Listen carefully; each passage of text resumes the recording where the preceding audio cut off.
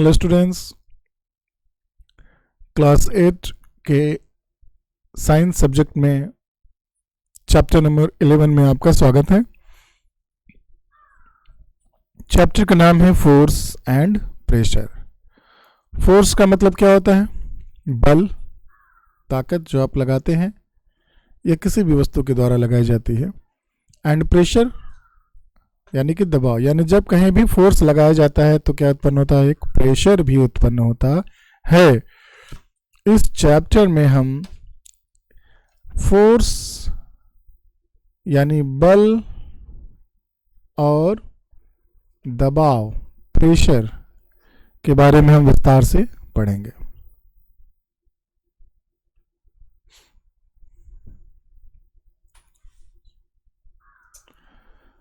तो इसमें क्या क्या पढ़ना है? व्हाट इज फोर्स, हम जानेंगे पहले कि फोर्स क्या होता है। फोर्स के टाइप कितने होते हैं, कितने प्रकार के फोर्स होते हैं। प्रेशर क्या होता है, गैसों के द्वारा जो प्रेशर लगाया जाता है वो क्या होता है। इफेक्ट क्या होता है फोर्स का, उस फोर्स से जो रिएक्शन यानी कि प्रतिक्रिया के रूप में जो फोर्स पैदा होती है वो क्या होती है। प्रेशर, जो लिक्विड के द्वारा प्रेशर बनाया जाता है, और एटमॉस्फेयर में जो प्रेशर होता है। ये सारे टॉपिक के बारे में हम इस चैप्टर में पढ़ेंगे। तो सबसे पहले मैं एक क्वेश्चन पूछना चाहूँगा कि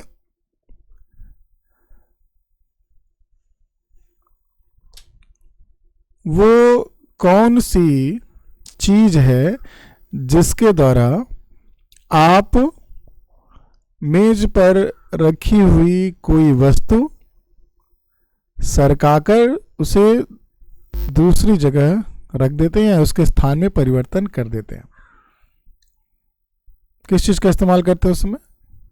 मेज पर कोई सामान रखा हुआ है तो आपने उसको एक जगह से दूसरी जगह करना है या मेज के एक हिस्से से दूसरी जगह लेके जाना है। अगर हम इसको डायग्राम के इस हिसाब से देखें तो मान लीजिए ये टेबल है, यहाँ पे एक ये बॉक्स है। इस बॉक्स को हमको यहाँ से यहाँ तक लेके जाना है, ठीक है। तो हम कैसे करेंगे? ये हम इसको खिसकाएंगे, खिसकाकर इसको यहाँ पे रखेंगे या उठा के रखेंगे, जैसे भी रखेंगे हम इसका जगह बदल देंगे। और ये जगह, ये वस्तु जो है, ये मान लीजिए जिसको हमने ए कह दिया, वो उसका स्थान बदल गया, लेकिन ये स्थान बी है। अब ये किस स्थान पर है? सी पर है। ए वस्तु को बी स्थान से हटाकर सी स्थान पर ले जाने के लिए किस चीज़ का हम इस्तेमाल करेंगे? फोर्स का। असल में दुनिया में जो कुछ भी हो रहा है, कोई भी काम हो रहा है, कोई भी क्रिया हो रही है, कोई भी वर्क हो रहा है, चाहे वो धरती पर हो, चाहे वो यूनिवर्स में हो, ब्रह्मांड में हो, सब कुछ किसके द्वारा हो रहा है? फोर्स के द्वारा, बल के द्वारा ही हो रहा है। तो इस चैप्टर में हमको यही पढ़ना है। Force and pressure are related to each other and both have applications in our everyday life. पहला ही लाइन ये है कि ताकत, बल और दबाव, ये दोनों एक दूसरे से संबंधित है, रिलेटेड है, कनेक्टेड है, और एक के बिना दूसरे का अस्तित्व नहीं है। जब किसी चीज़ में फोर्स होती है तो उसमें प्रेशर भी बनता है। We cannot escape without exerting a force और any force exerting on us. तो हमारे ऊपर अगर कोई दबाव या बल लग रहा है तो हम दबाव से बच नहीं सकते, ठीक है। Similarly pressure is part and parcel of our life. इसी तरह से दबाव भी हमारे जीवन का हिस्सा है। We can not walk even a step without exerting a force और प्रेशर। हम एक कदम भी चल नहीं सकते अगर हम दबाव या बल उत्पन्न ना करें तो। The discovery of earth's gravity led the foundation for many discoveries about the heavenly bodies in the universe. जब धरती पे गुरुत्वाकर्षण की शक्ति की खोज हुई, यानी उसका जब पता लगाया किसने? न्यूटन ने, तो उनके सिद्धांत ने बहुत सारी चीज़ों को, बहुत सारे नए सिद्धांतों के खोजने का मार्ग प्रशस्त कर दिया। When we kick a ball, the ball starts rolling. A ball rolling on the ground slow down in it may change its direction of motion that what makes an object move on go faster और change its direction of motion. अगर हम किसी ball को ज़मीन पर अगर हम kick मारते हैं तो किक मारने के बाद बॉल में क्या उत्पन्न होती है? मोशन उत्पन्न होता है। क्या उत्पन्न होता है? मोशन, यानी उसमें गति आती है। बॉल क्या थी? ज़मीन पे पड़ी हुई थी, हमने किक मारा तो वो जो बॉल स्थिर अवस्था में थी उसमें गति हुई, और वो गति, वो जो बॉल है वो एक जगह से दूसरी जगह वो गई। लेकिन जैसे हमने इस पे किक मारा तो सबसे ज़्यादा ताकत लगी यहाँ पे, तो जब वो मूवमेंट हुआ उसमें तो सबसे ज़्यादा गति रही होगी। लेकिन जब वो जगह यानी बी पॉइंट पे आ जाती है, रुकती है, तो उसके रुकने के पहले उसकी गति क्या हो जाती है? स्लो होती है, धीमी होती है कि नहीं? होती है। तो किक मारा तो गति सबसे ज़्यादा थी, रुकते समय गति सबसे कम थी, यानी कि जब वो रुकी उस वक्त उसकी गति क्या हो गई? 0 हो गई, इसलिए वो चीज़ रुक गई। तो ये सभी किसका परिणाम है? फोर्स का ही परिणाम है। उसका मूवमेंट करना, उसका रुकना, उसके गति को तेज होना, उसके गति को धीमा होना, ये सब किसका परिणाम है? मोशन का परिणाम है।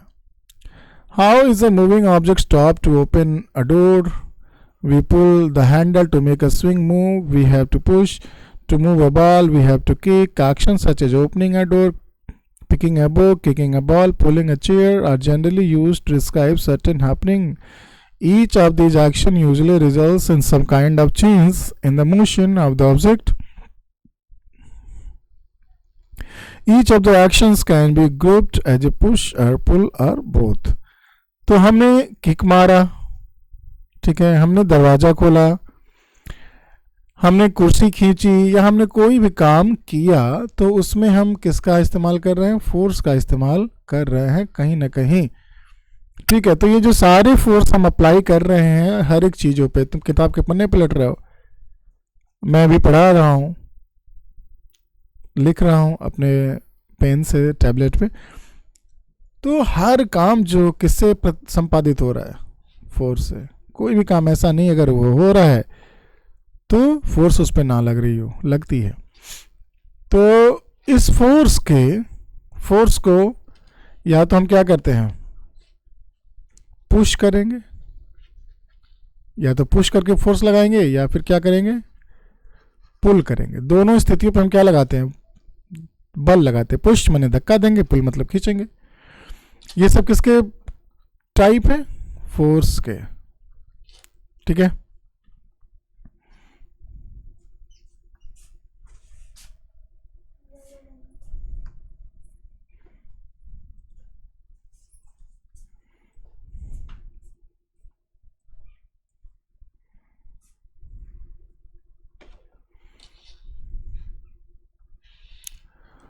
What is force?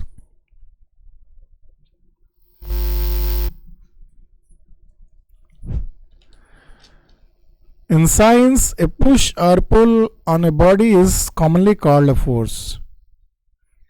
A force happens when two objects interact, that is, when one object does something to the other object. Interaction does not mean that two objects must always be in contact with each other, but there must be some transfer of energy between the two objects.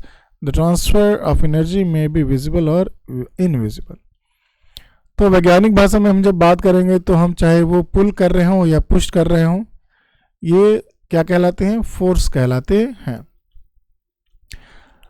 एक force यानी बल, ठीक है, जब एक object से दूसरे object पर लगाया जाता है तो दोनों के बीच में एक इंटरेक्शन, एक संबंध पैदा होता है। और पहला जो फोर्स लगाया हुआ है, यानी कि अब मान लीजिए जैसे कि ये बॉल है, इस पे एक किक लग रही है, तो किक से इस पे फोर्स लग रहा है बॉल पे, फिर बॉल की पोजीशन चेंज हो रही है। तो ये जो फोर्स है, ऐसा नहीं है कि ये सिर्फ बॉल, ये पैर इस पे फोर्स मार रहा है, ये बॉल भी फोर्स लगा रही है, जिसकी वजह से ये बॉल आगे जा रही है। तो हमने इसको क्या किया? पुश किया। ठीक है, ये पुश करने की फोर्स की वजह से बॉल क्या हुई, मूव हुई। तो इसमें क्या होता है, एनर्जी ट्रांसफर होती है। ये किक है और ये बॉल है। पैर ने बॉल को क्या मारा, किक मारा, ठीक है। अब ये पैर की जो एनर्जी है वो कहां चली गई, बॉल में ट्रांसफर हो गई। अब चूंकि बॉल में जब एनर्जी ट्रांसफर हुई है तभी इसका पोजीशन क्या हो रहा है, चेंज हो रहा है। और जब तक इस बॉल में एनर्जी है तब तक ये चलती रहती है। जब एनर्जी खत्म हो जाती है तो वो क्या हो जाती है, रुक जाती है, ठीक है। तो फोर्स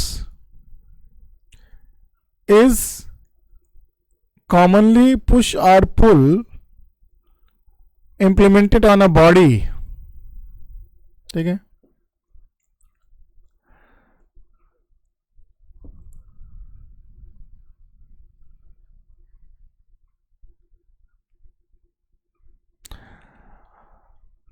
किसी ऑब्जेक्ट पे बल लगाने के लिए जरूरी नहीं है कि दोनों जो ऑब्जेक्ट हो क्या हों, एक दूसरे के कांटेक्ट में आए हैं। ये कोई बहुत जरूरी नहीं है, हमेशा जरूरी नहीं है। कहोगे कैसे, फोर्स लगाने के लिए सर जरूरी है उस पर अप्लाई किया जाए फोर्स, लेकिन आप ग्रेविटी की बात कैसे करेंगे। एक जो बॉल धरती की तरफ गिर रहा है इसमें कांटेक्ट तो नहीं है, लेकिन फिर भी धरती का फोर्स, ग्रेविटेशनल फोर्स लग रहा है बॉल पे और वो क्या कर रहा है, खींच रहा है एक बॉल को। तो जरूरी नहीं है कि जो फोर्स जब दो चीज़ों के बीच में लग रहा है तो उनका कनेक्टेड होना जरूरी नहीं है। When the interaction stops, the force stops too. In other words, an interaction of one body with another body results in a force between two bodies. Now look at these pictures. जब interaction खत्म होता है एक दूसरे का object का, एक object का दूसरे ऑब्जेक्ट के बीच में जब इंट्रैक्शन, कनेक्शन खत्म होता है तो एनर्जी फिर क्या हो जाती है, खत्म हो जाती है और चीज़ क्या हो जाती है, रुक जाती है, स्थिर हो जाती है। जैसे इस पिक्चर में देख सकते हैं, फुटबॉलर बॉल को किक मार रहा है, एक हाथ जो है वो ड्रावर को खींच रहा है। तो जब ये बॉल मार देता है तो बॉल मूव करने लगती है, कुछ देर तक रुक जाती है। ये जब तक हाथ इस ड्रावर से लगा है, खींच रहा है, तब तक ड्रावर बाहर आ रहा है, छोड़ दिया तो रुक गया।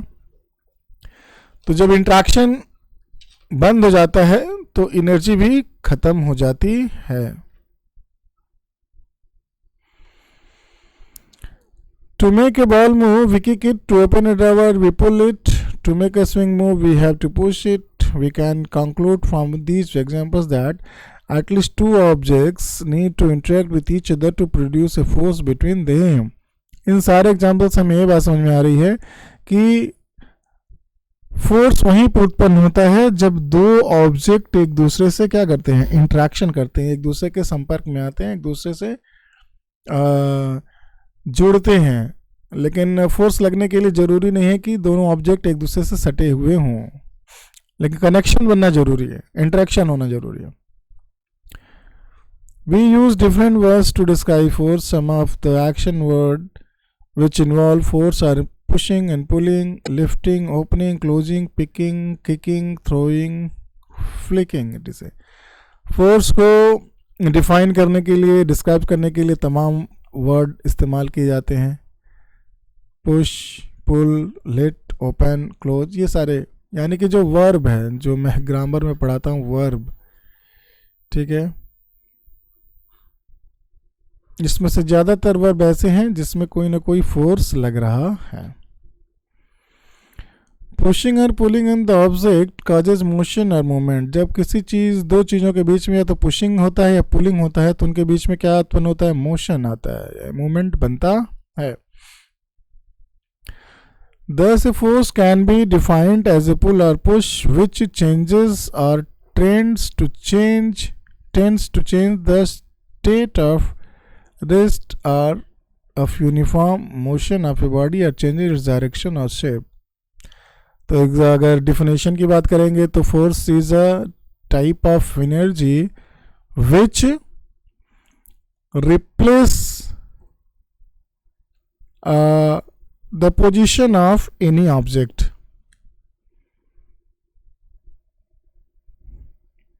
ठीक है, ये कॉमन एक एग्जाम्पल, एक डिफिनीशन हो गया। हालांकि फोर्स वह एनर्जी है जो कि पुल और पुश के दौरान उत्पन्न होती है। इसकी वजह से चीज़ों की स्थिति में क्या होता है, परिवर्तन आता है। The direction in which the object is pushed और pulled is called the direction of the force. जिस डायरेक्शन में कोई चीज़ दबाई जाती है या खींची जाती है उसे फोर्स का क्या कहते हैं, डायरेक्शन कहते हैं।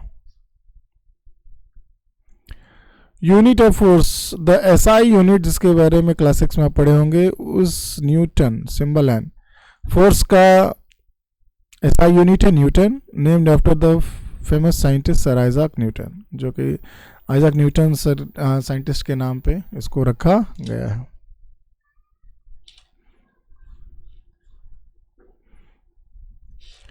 ये ध्यान देने वाली चीज़ है कि फोर्स का जो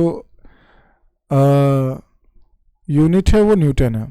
kilogram weight is also unit use for force, where 1 kg what equal to 9.8 unit newton. Kilogram weight भी फोर्स का एक यूनिट है। 1 kg weight equal to 9.8 newton. Effects of force, force से क्या प्रभाव पड़ता है। When a force is applied, it may bring our different changes in the objects.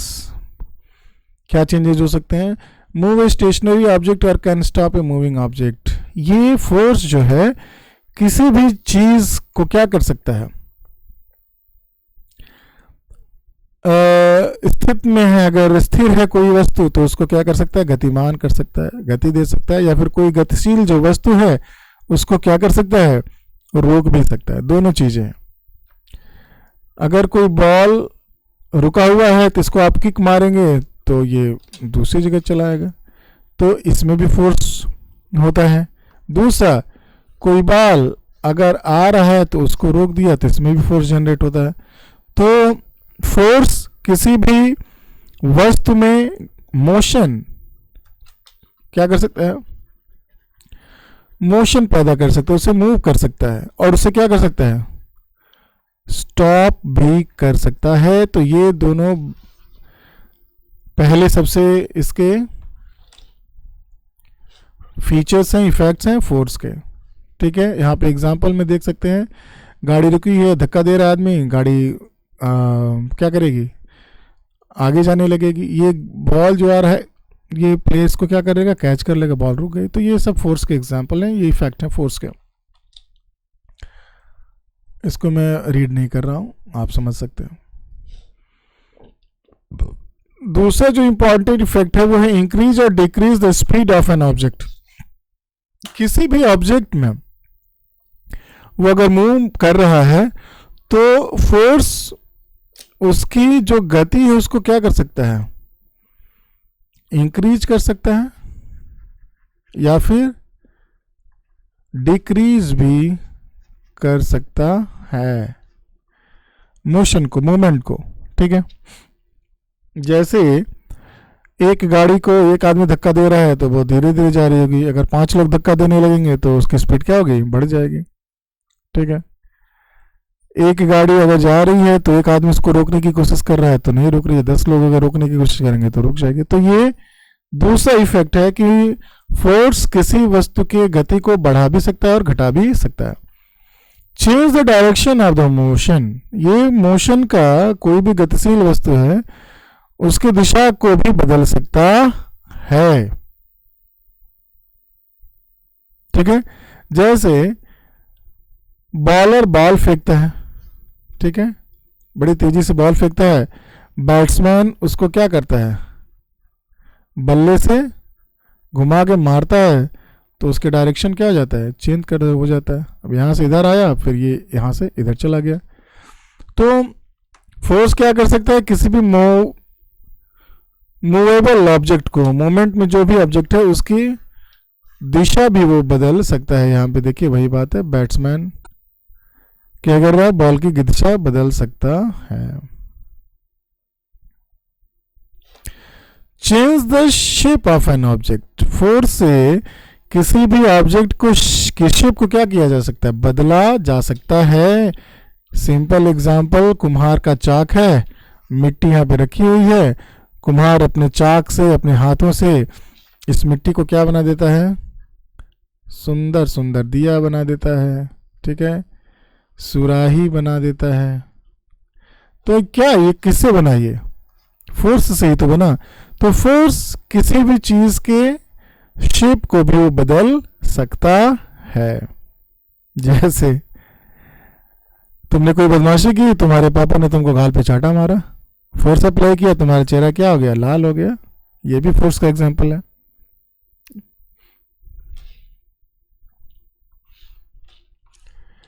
यहां पे एग्जांपल्स हैं, स्ट्रेचिंग स्प्रिंग, स्प्रिंग को फैलाना, इसके शेप में बदलाव आता है। हथौड़े से मार मार के किसी भी लोहे की चीज को चिपटा कर देना, वो भी शेप उसका बदल रहा है। तो फोर्स अप्लाई हो रहा है तो उनका जो आकार है वो क्या हो रहा है, बदल जा रहा है। अब आगे आता है टाइप्स ऑफ फोर्स, फोर्स के कितने टाइप हैं। There are different types of force. Some forces act when two objects are in contact with each other. On the basis of physical contact between two objects, the forces can be classified as contact force and non-contact force. हमने पहले पढ़ा है कि जब दो चीज़ें एक दूसरे के संपर्क में आती हैं, कांटेक्ट में आती हैं, तो फोर्स जनरेट होता है।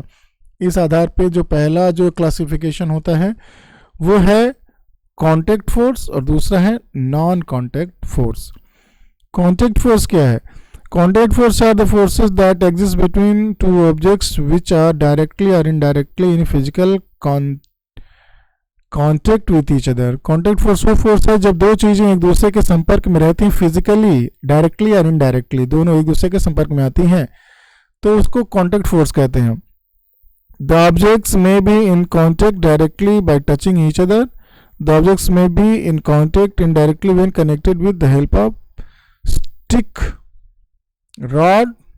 तो इस स्थिति में दो ऑब्जेक्ट एक दूसरे से कनेक्शन में, डायरेक्ट कनेक्शन में, या तो एक दूसरे के सटे भी हो सकते हैं या फिर किसी दूसरे तीसरे चीज की सहायता से भी सटे हो सकते हैं।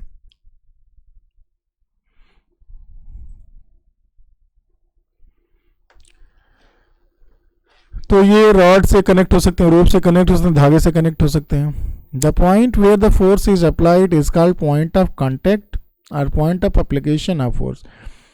जिस पॉइंट पर फोर्स जनरेट हो रहा है उसको पॉइंट ऑफ कांटेक्ट या पॉइंट ऑफ एप्लीकेशन कहते हैं।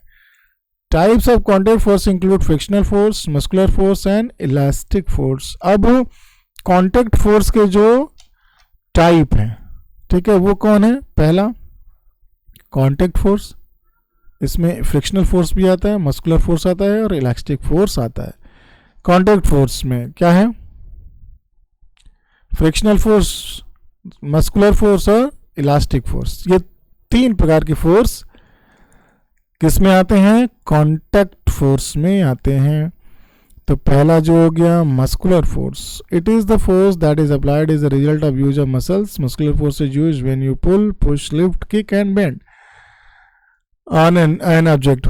Muscular power of animals is used to draw cars for transportation, plowing the field, drying water, even the various physical processes performed by our body organs involve the use of muscular force. The pushing down of food by esophagus or food pipe, contraction and expansion of lungs, pumping of blood by heart involve the application of muscular force.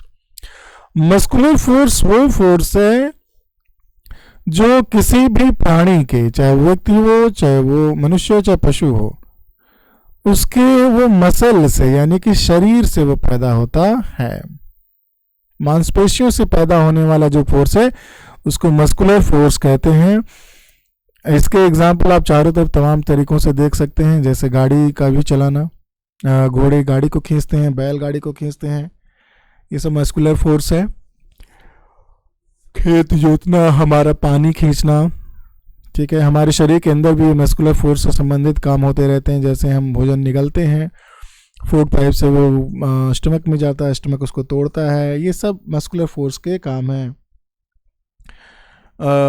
Lungs हवा खींचते हैं, या फिर heart जो है वो blood को pump करता है। ये सब मस्कुलर फोर्स के एग्जांपल्स हैं।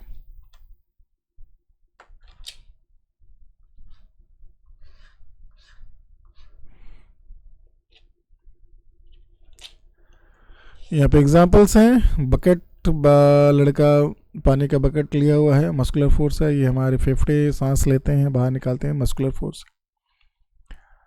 Frictional force, frictional force is an opposing force that acts between the two objects that are in contact with one another. It slows or stops movement between the two surfaces that are touching. Rough surfaces cause more friction than the smooth ones. It is the force that acts in every object from the direction opposite to that of motion. Frictional force वो force है जो किसी भी force के opposite वो कार्य करती है। यानी कि फ्रिक्शन जो फोर्स है, फ्रिक्शनल फोर्स है, वो अपोजिट फोर्स है। जैसे हमने बाल को किक मारा तो बाल जाके रुक गया थोड़ी दूर पे, तो वो लुढ़कते ही लुढ़कते जा रहा है ना। तो ये धरती पे क्या लग रहा है, ये फ्रिक्शनल फोर्स लग रहा है। धरती क्या कर रही है, इस पर फ्रिक्शन फोर्स लगा रही है, जिसकी वजह से ये रुकता है। अगर ये फ्रिक्शनल फोर्स ना लगे तो बॉल रुकेगा नहीं। तो फ्रिक्शनल फोर्स वो फोर्स है जो लगाई गई फोर्स के अपोजिट में काम करता है। जो सरफेस रफ रहेगा उसका फ्रिक्शन क्या होगा, ज़्यादा होगा। ठीक है, आपने देखा होगा कि जब मकान बनता है, ठीक है, तो टाइल्स जहाँ लगाना होता है, जिस एरिया में, चाहे वो टॉयलेट हो, बाथरूम हो, तो उसके फर्श को या फिर दीवारों को क्या कर देते हैं, ऐसे स्क्रैच कर देते हैं। स्क्रैच करने से क्या होता है, इसमें जब टाइल्स लगाया जाता है तो इसमें जब सीमेंट भरा जाएगा तो सीमेंट इसको एकदम आसानी से पकड़ लेता है, चिपका लेता है, क्योंकि उसका फ्रिक्शनल फोर्स क्या है, वो ज़्यादा है। आप लोगों के शूज़ के सोल में क्या लगा हुआ है, खांचे बने हुए, गोटियाँ लगी हुई हैं। क्यों, ताकि वो फ्रिक्शन पैदा कर सकें ज़्यादा। गाड़ी के पहियों पे, टायरों पे क्या बने होते हैं, खांचे बने होते हैं, ये फ्रिक्शन पैदा करने के लिए होते हैं। तो ये फ्रिक्शनल जो फोर्स है ये अपोजिट फोर्स लगाता है, और ये बहुत ज़रूरी भी होता है। अगर फ्रिक्शनल फोर्स ना लगे तो गाड़ी सड़क पे नहीं चल सकती, यहाँ की हम लोग वॉक भी नहीं कर पाएंगे। ठीक है, सिंपल आप देख लीजिए। स्केटिंग, आइस स्कीइंग होती है, ठीक है, उसमें फ्रिक्शन बहुत कम रहता है, और तो जो भी स्कीइंग करते हैं वो लोग चलते हैं उस पर नहीं, वो क्या करते हैं, सरकते हैं।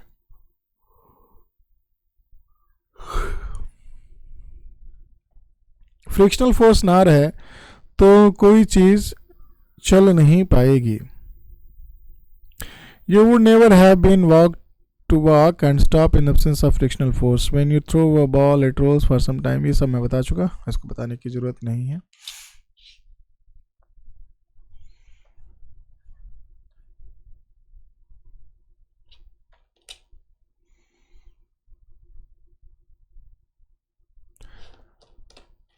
The branch of science that studies frictional force is called tribology. वो विज्ञान जो फ्रिक्शन फोर्स पे अध्ययन करता है उसे क्या कहते हैं, ट्राइबोलॉजी कहते हैं। आज के लिए इतना ही। इसके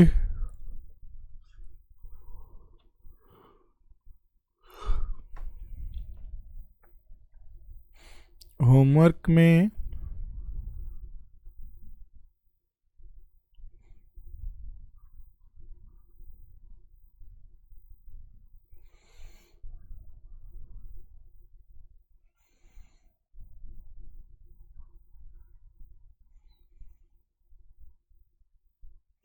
कर लीजिएगा। मैं क्वेश्चंस जितने इसमें क्वेश्चन बन जाएंगे बना लीजिएगा।